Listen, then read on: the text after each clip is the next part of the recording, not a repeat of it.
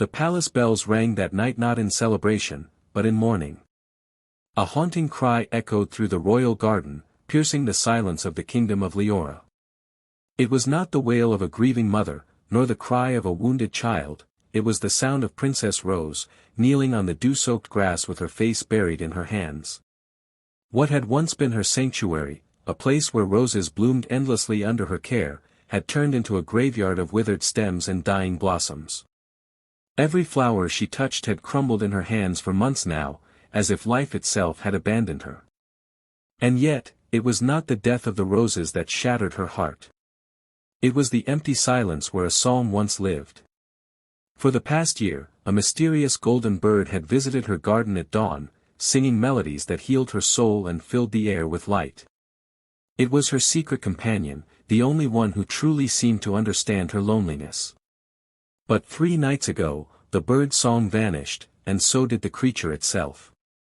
Rose whispered into the still air, her voice trembling. "Why did you leave me? I cannot breathe without your song." The kingdom thought her strange, speaking to a bird. They did not know that each note of its song had felt like a promise, that she was not forgotten, not invisible. The princess's secret wounds. Princess Rose was admired for her beauty and grace, but admiration is not the same as love. Behind the palace walls, she lived in shadows. Her father, King Aldrich, cared only for power and alliances. He reminded her daily that her worth lay in the marriage she would one day secure for the kingdom. Her mother, Queen Celine, was gentle but distant, crushed by the crown's expectations. Rose had grown used to masks. She smiled at court banquets while her heart remained hollow. She tended to her roses because they were the only things that needed her for who she truly was. When the golden bird appeared, its feathers shimmering as if made from sunlight, Rose felt, for the first time, seen. It sang when she wept, and she swore it understood her sorrow. In its eyes she saw a strange intelligence, almost human. Now, with it gone, the loneliness returned sharper than before, like a blade reopened on an old scar. The quest begins. 3 nights after the bird's disappearance, Rose made a decision that defied every lesson drilled into her: she would leave the palace. Not for duty, not for glory, but for love, even if that love was only a fragile hope. Disguised in a cloak, she slipped into the forest that bordered the kingdom. The air was heavy with the scent of moss and secrets. Each step felt like defiance against the life she had been forced to live. At dawn, deep in the woods, she heard it, a faint echo of the golden bird's song. Her heart leapt. She followed the sound until it twisted strangely, like laughter woven into the music. She stumbled into a clearing and froze. There, in a cage of silver threads, hung the golden bird. Its feathers were dull, its song broken. Standing before the cage was a woman cloaked in black, her eyes sharp as shards of obsidian. "I have been waiting for you, princess," the woman said, her voice smooth but heavy with menace. The enchantress's bargain. The woman revealed herself as Morwen, an enchantress long banished from the kingdom. She claimed that the golden bird was no ordinary creature, but a prince cursed long ago.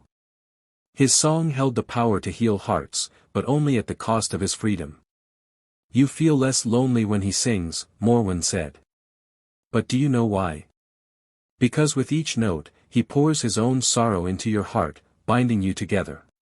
His pain becomes yours, and your pain becomes his."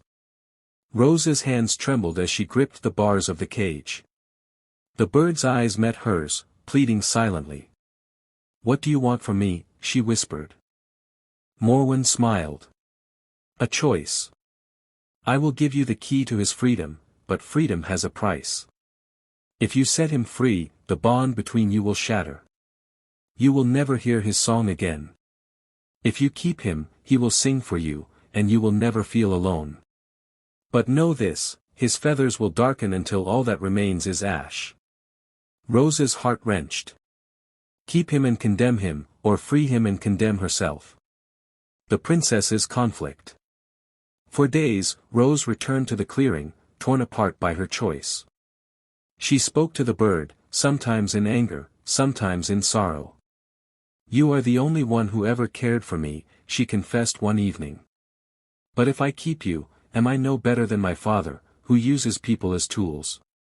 The bird leaned its head against the cage, and in its silence, she heard the faint echo of its truth: love cannot be possession. Yet the thought of losing it filled her with despair so sharp she could barely breathe. Her garden would remain dead, her heart empty, her life bound once again to duty. Could she survive that silence? The twist. One night, as she wept before the cage, the bird transformed. Its feathers shimmered and melted into golden light, shaping into a young man with eyes that mirrored the sorrow she had always seen in the bird's gaze. He fell to his knees, weak but alive. "I am Prince Aurelian," he whispered. "Cursed to live as a bird until one with a pure heart chose my freedom over their own desires." "Your tears broke the chains, Rose." Rose gasped, both overjoyed and terrified. "But I did not choose yet." "You did," Aurelian said softly.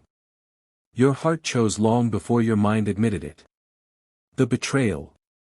But before they could embrace, Morwen stepped forward, fury blazing in her eyes. "You fool," she hissed at Rose. "Do you not see? He was mine to control. His song was my revenge on the kingdom that cast me out. And now, you have stolen him from me." With a flick of her hand, she summoned a storm of shadows that wrapped around Aurelian. Rose threw herself between them, the shadows lashing her skin. "Take me instead," she cried. The storm halted. Morwen studied her with cold amusement. "So much love for a boy you barely know. Very well. You may keep your prince, but the cost is your kingdom. Return with him, and you will find nothing but ruin." With that, Morwen vanished, leaving the warning heavy in the air. The return. Rose and Aurelian returned to Leora, their bond unspoken but powerful. Yet as they entered the kingdom, they found the enchantress's words true: crops failed, rivers dried, and despair spread like wildfire. The people whispered that their princess had cursed them. King Aldrich demanded answers. "What have you done, child? What is this man beside you?" Rose stood tall for the first time in her life. "This is Prince Aurelian. And I will not hide the truth.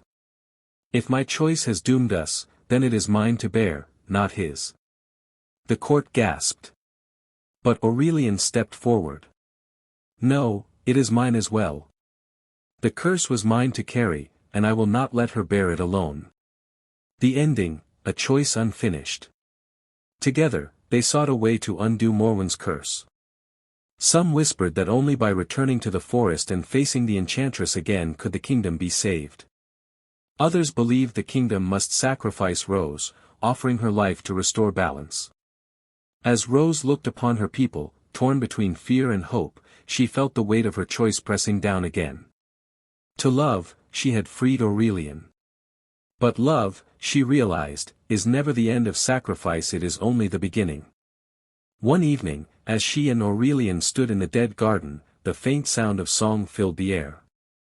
Not his voice, not the birds, but the roses themselves, blooming again with petals red as fire. Rose touched one bloom, and it did not crumble. She looked at Aurelian, her eyes wide with wonder. "Perhaps the true song was never yours alone."